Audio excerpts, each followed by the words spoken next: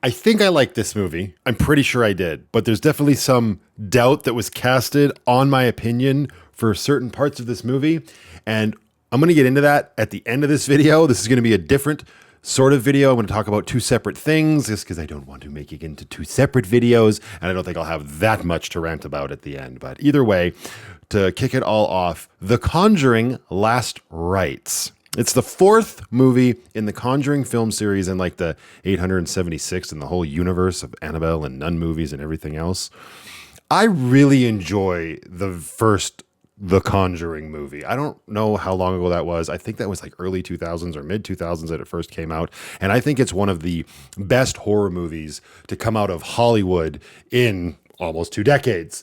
And I didn't give a lot of thought to the two follow-up sequels. The second one, which is what introduced us to The Nun, I remember enjoying it a little bit. And then the third one, I actually did a review on my other channel years ago when it came out, and I remember tearing it a new butthole.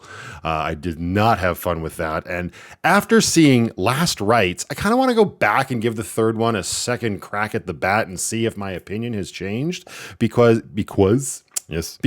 I really enjoyed Last Rites for the most part. There's definitely little annoyances here and there that could have been ironed out for sure, but by and large, as an entire package, I had a good time with this movie. And that actually flies in the direct face of the first movie, because the first movie, like, to me, is the seminal horror movie. It's very well done. James Wan did an excellent job directing this. While it's still thematically and tonally similar, there's so much more going on. It's almost a character study movie, and it's very indicative of its running time. When I first saw that it was 2 hours and 15 minutes, I thought, oh God, okay, I'm in for a real slog of a fest here, and it's probably going to be most of the snoring variety. But no, in the movie, it never felt like it was trudging along, but if you pay attention, you like to the time anyway, you definitely realize that, wow, yeah, they're really taking their time setting things up and telling their story. And for me, that was very effective because once again, this movie stars Patrick Wilson and Vera Farmiga as Ed and Lorraine Warren, the paranormal investigators that have been, the focus of all 4 movies to this point. And the whole shtick with this one is that this is based off of their last case that devastated their family, and they never went back to paranormal investigating again. That's a little bit of a misdirect, I feel, the way it sets that up. No spoilers, obviously, but for those that might not know, Ed and Lorraine Warren were real people that did this. So it doesn't really matter whether you believe in this stuff or not. We're here to talk about whether it makes for an entertaining movie. And like I said, for me, it did. Now, this being the last movie, it's focusing on them and their daughter. It's set in 1986, and the family dynamic of this story is what got me. We spend so much time learning about what they went through when their daughter was born, and now that she's all grown up and on the precipice of getting married. There's a lot of emotional stakes going on, and they spend a lot of time allowing us to get to know what's going on with all of them, right? And it's really cool because Lorraine, being the psychic character that she's always been, she has sort of passed these powers down to her daughter and has been sort of steering her in one direction so that she doesn't have to live the same life as her mom.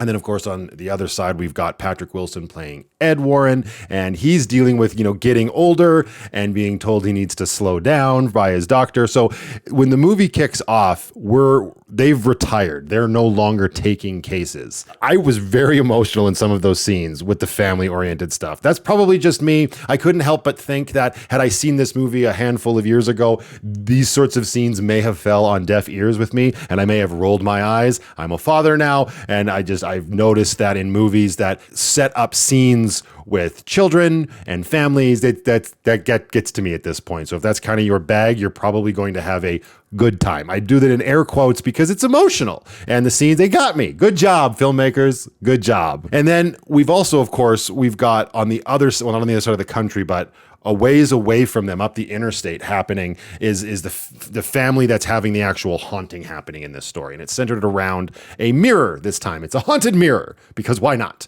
That's where the ghosties are living. And it shows the family suffering after this mirror comes into their home and the spirits that it brings into their house. And then having seen all of the previous Conjuring movies, I'm like, all right, so now we know that that's happening. We see where the Warrens are. Now, surely they're all going to get together soon and we're going to expel these spirits and wham, bam, thank you, ma'am. And that's not exactly how it plays out. And I feel bad because I checked my watch, and it's not because I was bored, but it's just because I was curious. It was an hour and a half before the Warrens even came face to face with this family. That's how much screen time is devoted between us checking in on the Warrens and then checking in on this family. So that was a little jarring, honestly, jumping back and forth like that, but it wasn't. There was no wasted time in the sense that you ever forget what's going on with either one of them. For me, as a fan of the franchise to a certain extent, at least the first movie, I appreciated knowing where this was going, and it actually kind of took me by surprise that it subverted my expectations on how quick we were going to get there. Right. And it takes some tragedy for it all to sort of shake out, because Ed and Lorraine they're very much wanting to protect their daughter. They're not wanting to do cases anymore. And that's the main focus of the story, honestly. And then once, of course, they get there, they got to do their thing. And that's sort of what everybody, I guess, clocks in for with these movies. But this is more.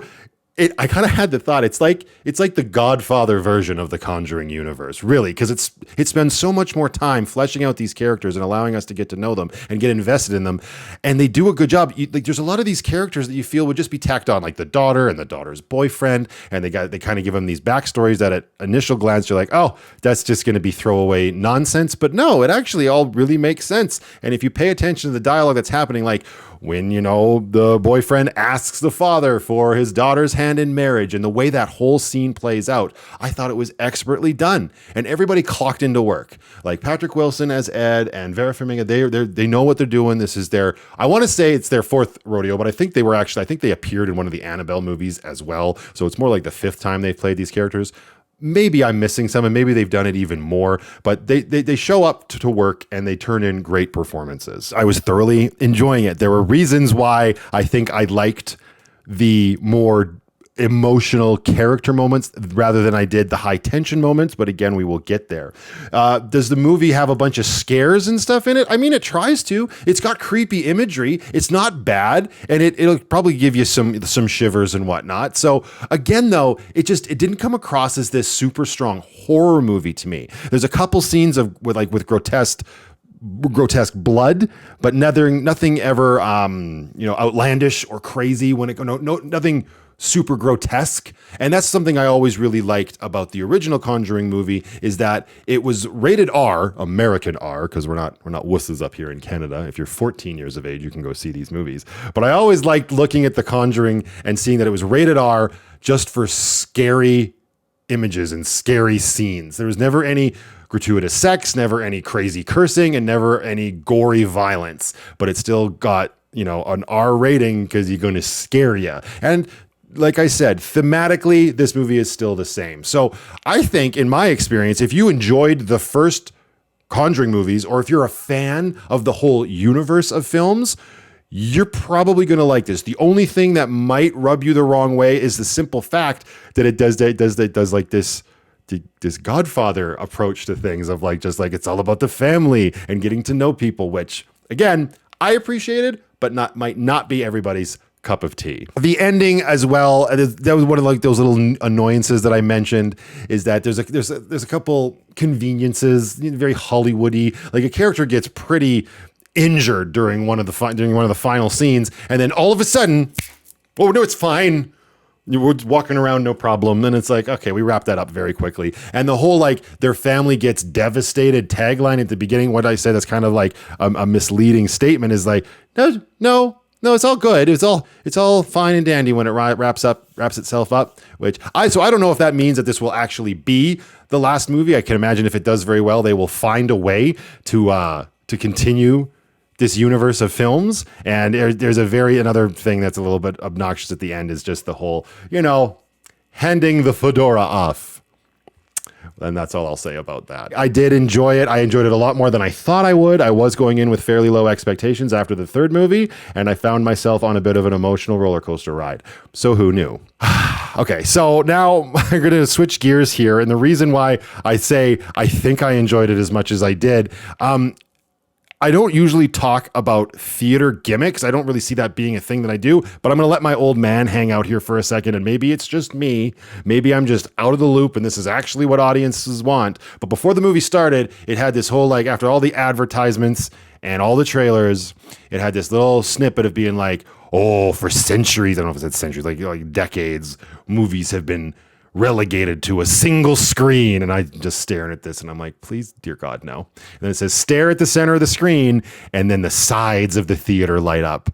And like the image goes off onto the side. And I didn't even realize that I was watching this movie in a theater that has something called, I think it's called ScreenX, or something like that, or Theater X, and it's all about, oh, the evolution of cinema. This is what we got to do. We got to immerse you more in it. So like the whole shtick of this thing is, it's not IMAX. Like an IMAX screen is just a really big screen. IMAX is, ceiling to floor, side to side, giant screen, but it ends. You know what I mean? It's like, it's a giant TV screen. It ends. This spills onto the left and right walls of the entire theater. Which number one, it brightens the theater up when it's happening. And number two, I have to imagine, since the movies aren't shot with this in mind, some sort of BS science is happening to stretch the aspect ratio to allow the scene to exist on the walls. And it tells you when it's saying, when it first sets it up, like before the movie starts, it's saying, just focus on the center screen. And you're just supposed to allow your peripheral vision to see the walls. And then the idea is that you're going to be more immersed. Like, listen, there's big enough speakers and subwoofers in these massive screen theaters where we've reached pinnacle immersion. Okay. We don't need a wraparound screen in the theater. And the reason why it upset me so much, and this is to tie back to my little joke about not knowing if I enjoyed the movie, is because it ended up, I didn't feel immersed. I felt distracted more than anything. Now, again, this might be because I'm out of touch and I just want things to remain the same way. I don't like 3D movies. I don't like having to get those glasses and put them on. I'm not big for shticks. The 4DX thing where they spray mist and scents and they blow wind at you, like all of that, and where the seats move. I'm like, this is not an amusement park. It's just a theater, for the love of God. Not to mention the price is outlandish. This didn't catch my eye. This wasn't very expensive. I had my scene points and all of that, so I didn't catch that this is the kind of theater I was seeing this movie in. I am happy to report in one way, it's not the entire movie. On one hand, thank you. I appreciate that it's not the entire movie. On another hand, that's even more distracting because you notice when it starts and stops.